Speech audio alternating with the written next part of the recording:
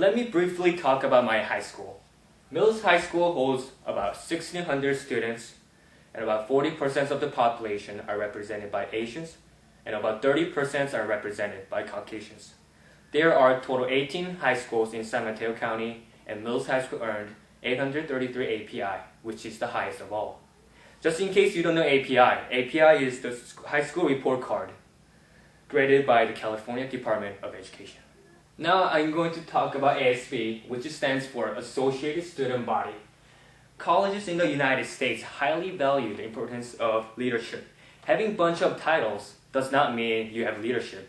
You have to tell them what you did while you were holding those titles. For example, launching a recycling campaign to improve schools to recycle is a great example of showing your leadership.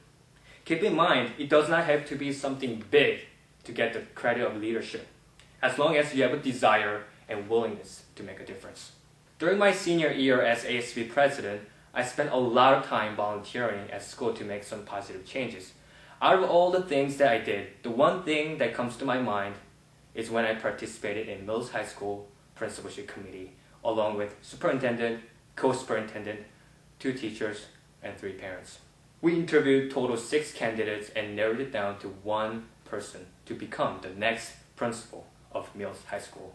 While doing this job, I was surprised by the fact that my comments and opinions played a critical role toward the final decision. Of course, I could not have done this if I wasn't the student body president. So let me show you how you can win ASB elections. If you want to win a big election like ASB, start early and advertise your name. It is simply impossible to win ASB election during your first year. So start from the bottom to up. My freshman year, I was freshman class council treasurer. My second year, I was the sophomore class council secretary.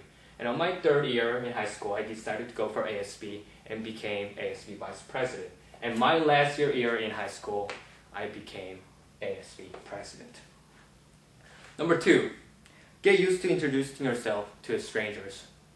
Ask them friendly questions like, do you watch Grey's Anatomy? Do you play tennis? Have a conversation as if you are talking to your friends. Number 3, do your campaign with others, not all by yourself. And number 4, make sure you dress appropriately. During the campaign process, you'll get a chance to shake a lot of strangers' hands. So if you want to make a good first impression, dress appropriately.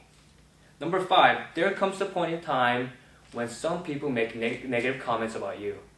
But don't get into a fight with them, because you will lose more if you do. Now I'm going to talk about 4 top ASB president's responsibilities. Number 1, if you become ASB president, you have to take good care of your leadership class. You will get all the necessary rights and power to do your job as ASB president. You will grade members of leadership class and give orders. There are about 40 students in the class, and president breaks them into committees. You will always start the class with various updates from these committees.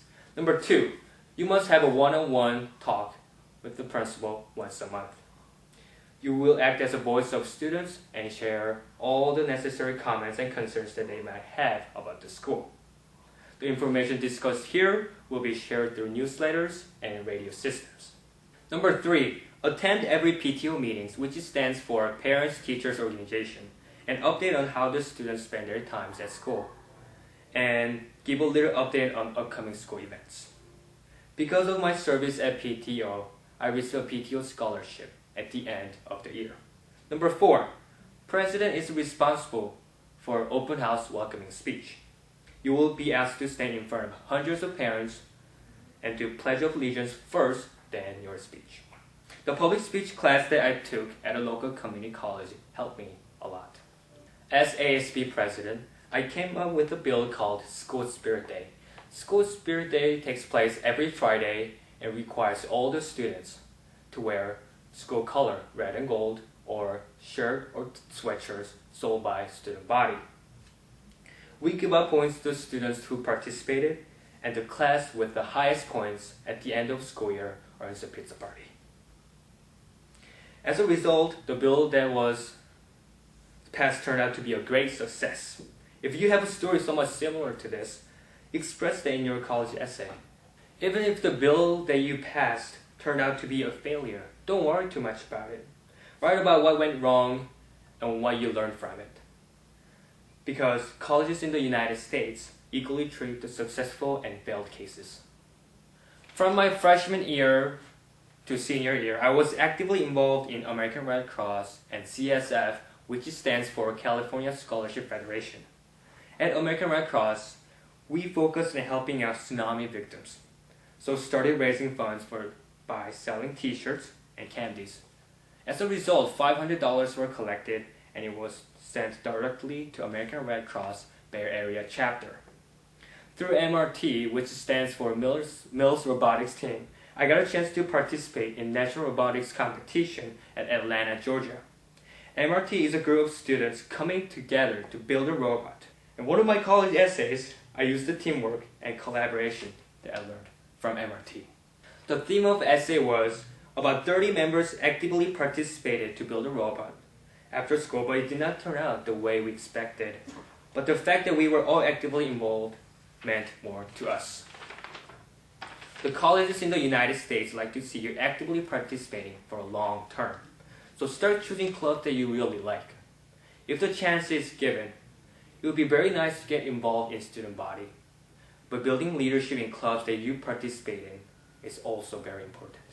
Now I'm going to talk about building your hobbies. Unlike UC, which stands for University of California, private schools interview selected students who apply to their school. One of the questions they frequently ask is, what is your hobby? This is how I answered. I love to play tennis with my friends twice a week. If I get a lot of stress from studying, I just go out there and practice serves. I also teach little kids at the school tennis courts. In response, he asked me about my favorite tennis players. As you can see, it is very important to have a hobby that tells about you. Let's take a look at my Georgetown University's interview. I got there about 30 minutes early to get myself ready for the interview, and the interview started out very smoothly. I tried my best to be calm and answered all the questions with the best of my knowledge. If you get stuck with questions, ask him back and use his feedbacks to answer them. You should never say, I don't know, or I'm not sure. Here are some tips to do well in the interview. Number 1, don't wear more than 2 colors. Number 2, make an eye contact and hand gestures. Number 3, ask questions. Number 4, express who you are in each answer. And number 5, send a thank you card. For number 1, if you wear an outfit that consists of more than 2 colors, it may distract the interviewer. Rather than wearing bright colors, pick a monotone color.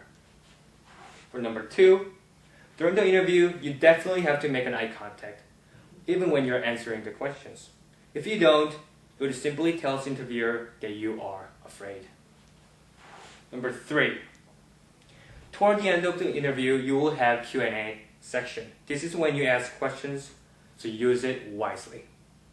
If you don't ask questions, you may look stubborn and may not even be interested in attending the school. Don't ask too many. 2 or 3 are enough. Don't just ask random questions. Come up with some questions 1 or 2 days before the interview. Number 4, you have to be very serious when you are answering questions. Express who you are in each question. If the question is yes or no, explain why you said yes and why you said no. Rather than saying, I will sacrifice my life for world peace. Say what you have done to maintain world peace and why you value this so much. Make sure to say this with confidence.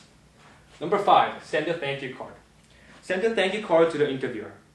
Rather than sending it through express mail, go with the regular one. The express mail arrives too fast and may cause the interviewer to believe you are going beyond the line.